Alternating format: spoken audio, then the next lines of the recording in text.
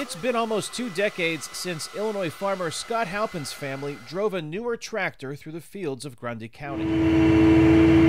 Thankfully, the equipment his family uses is well serviced and, so far, reliable.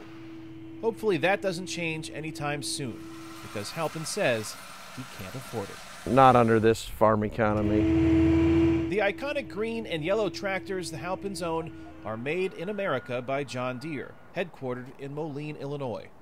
John Deere saw a surge in sales and profits in the early part of 2018, but that was before aluminum and steel tariffs were imposed by the U.S. on China. Now Deere, which uses steel in its equipment, plans to increase prices for 2019 models to protect profits.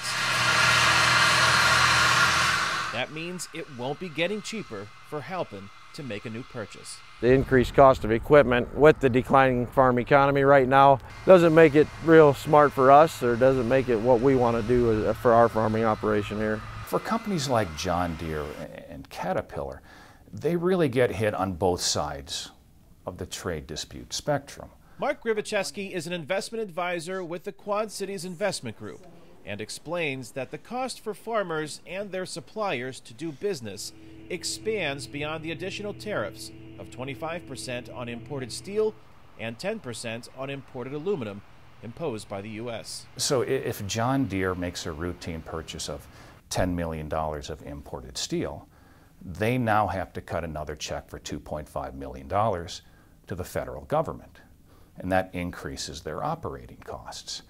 On the other side, you have China threatening the U.S. with $150 billion of their own tariffs, primarily targeting the U.S. agricultural industry. Not only does that impact farmers, but it impacts those companies with ties to the farming industry.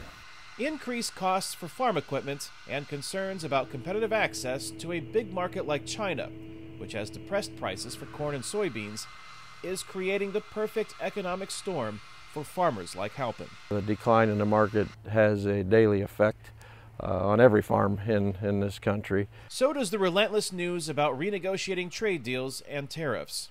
What Halpin says he wants most, almost as much as favorable weather this year for his crops, is some sense of stability. With the negotiations the way they're happening, it can hurt when things happen on a daily basis. It's just kind of uncertain times here in farming. A time when, even before new tariffs, the United States Department of Agriculture projected net farm income in 2018 to reach a 12-year low.